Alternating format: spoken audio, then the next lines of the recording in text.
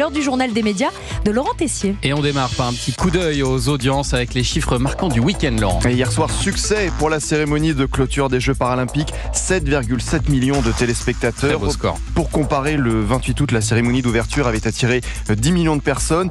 Derrière le film Mascarade sur TF1 avec Pierre Ninet et Isabelle Adjani a réuni 2 300 000 téléspectateurs. Samedi, c'est la fiction, le vent des sables sur France 3 qui était le programme le plus suivi au coude à coude derrière le nouveau numéro de The Voice Kids et les Jeux Paralympiques avec la victoire de la France en cécifoot contre l'Argentine, formidable. Vendredi soir, succès dans les audiences pour le match de football France-Italie en Ligue des Nations sur TF1, 5 millions de supporters. Mais gros raté sur le terrain, vous l'avez vu avec cette défaite 3. Moins formidable. Le journal des médias. Et on commence ce journal des médias avec la cérémonie de clôture des Jeux Paralympiques hier soir avec les temps forts de la soirée. C'est une artiste que vous adorez, Thomas, qui a ouvert la soirée. La meilleure. L'interprète de Popcorn Salé, Santa, qui a repris Vivre pour le meilleur de Johnny Hallyday. Et on peut dire que c'est l'une des prestations qui marquera pour toujours ces Jeux 2024. Formidable.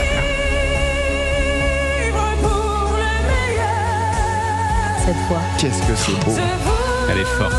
On pourrait écouter tout le journal. Avec une robe si longue, du vent. Enfin, la scénographie est incroyable. C'est magnifique. Nous sommes tombés vous avez vu l'ascension de Santa en un an quand même. Quand elle est venue ici il y a un an, il n'y avait pas grand monde qui la connaissait. Depuis qu'elle est passée dans le Culture Média. Ça serait pas grâce à vous, Thomas. voilà, c'est ce que j'allais venir à ça, exactement. À jamais les premiers Culture Média. Bien sûr. Le Stade de France qui s'est transformé en piste de danse hier soir avec de nombreux DJ et chanteurs qui se sont succédés. Alors un petit florilège des meilleurs moments.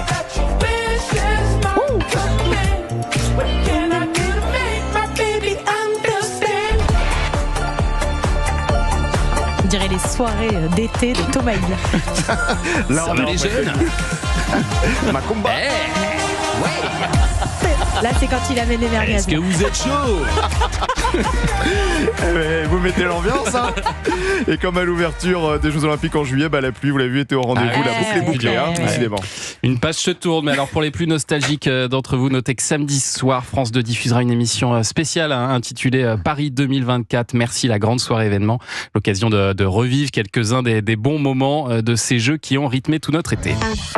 Et puis l'information est tombée ce matin. Laurent, DAZN lancera demain une promotion temporaire sur son abonnement Ligue 1. Oui, la plateforme de streaming très critiquée pour le prix de son abonnement va donc réduire ses tarifs après seulement 3 semaines de lancement, ce qui veut sûrement dire que le nombre d'abonnés n'est pas glorieux. Il ne donne pas les chiffres, il ne communique pas là-dessus, mais a priori c'est que ça doit pas aller. Beaucoup de discrétion, mais on n'est pas dupe. En ce moment, l'abonnement annuel est de 29,99 € par mois. Il va passer à 19,99 € pour l'offre mensuelle sans engagement qui est près de 40 €. Les 2 premiers mois seront aussi à 19,99 €.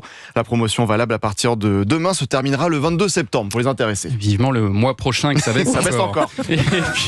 Et puis on poursuit ce journal des médias avec le docteur Jimmy Mohamed qui prend aujourd'hui les rênes du magazine de la santé sur France 5. Une nouvelle ère pour l'émission emblématique du service public lancée en 1998 par Michel Simès. Le docteur succède à Marina Carrère-Dancos avec qui il alternait déjà la présentation du programme quotidien. Programme, vous vous en souvenez, repêché in extremis en mai. Et Jimmy Mohamed va apporter sa touche personnelle. Il veut aborder le thème du bien-être, renforcer la prévention.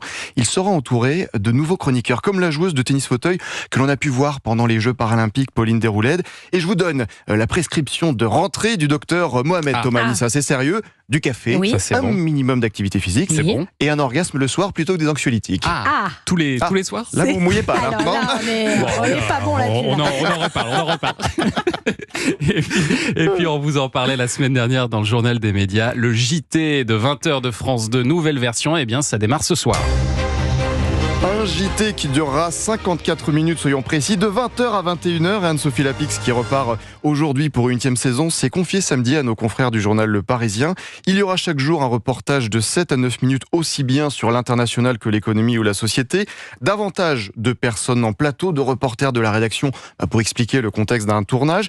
Nous ne serons jamais le journal des bonnes nouvelles. Réchauffement climatique, guerre, on ne va pas dire à nos téléspectateurs que tout va bien, fin de citation. Et Anne-Sophie Lapix qui confie qu'elle n'arrive pas à voir certains politiques. Elle donne un nom, celui de Gabriel Attal, l'ancien Premier ministre. Alors l'invitation est lancée. Et puis le retour de l'animateur Tex, c'était samedi soir sur C8 avec Cyril Hanouna. Oui, c'est l'un des nouveaux chroniqueurs autour de la table de Face à Hanouna. L'ex-présentateur des Amours avait été écarté de France Télévisions en 2017 après une blague jugée sexiste sur un plateau. L'humoriste a ensuite connu un grand passage à vide. Il s'était plutôt consacré à la scène. Mais ça y est, Tex est de retour à la télévision et il a gardé son humour. Écoutez les premières secondes de son arrivée samedi soir. Tex rejoint l'équipe, je suis très heureux. Je l'embrasse. Je suis tellement content. J'aime ce mec. J'aime Tex, il le sait. Et c'est un énorme talent. Je suis tellement heureux que tu sois avec nous, mon chéri.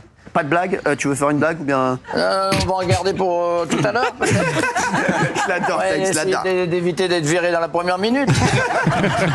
Tex assez prudent pour sa première. Donc un retour à la télé pour Tex et un faux retour en revanche pour Michel Denisot. Ah bah oui, parce que la semaine dernière, il était annoncé qu'il allait faire son retour dans les médias à la présentation d'une nouvelle émission culturelle sur France 3 Centre Val-de-Loire. Eh bien, pas tout à fait. Michel Denisot a tout clarifié à nos camarades de Télé 7 jours. Je vais simplement parrainer une série d'émissions sur cette région qui est la mienne, mais ça s'arrête là. Je viendrai peut-être faire un coucou et c'est une belle initiative que je soutiens. Et à la question, a-t-il envie de revenir faire de la télévision ? Bah oui, on se la pose. Et bah la réponse est claire, non, non et non.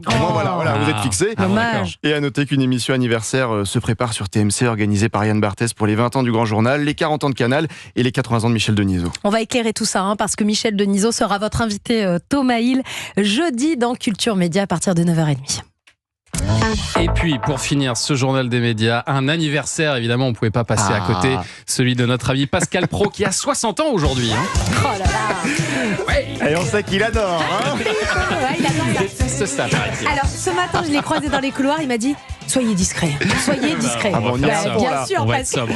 Pascal, voilà, 60 ans. Et vendredi, Éric Brunet a balancé une anecdote sur son ami Pascal dans TV Magazine. Tous les deux se sont connus plus jeunes à Nantes. Et quand ils avaient 18-19 ans, un samedi après-midi dans un bar, ils ont imaginé le futur. On se réunissait tous dans un petit bistrot qui s'appelait le Palacium. Et Pro m'avait dit, peut-être qu'un jour, toi et moi, on présentera le journal de 20h. Et donc je me souviens de ce truc. Et quelque part c'est arrivé. Vous êtes sur la case de 20h. Je me souviens de cette histoire. Donc ça c'est une anecdote que j'ai toujours.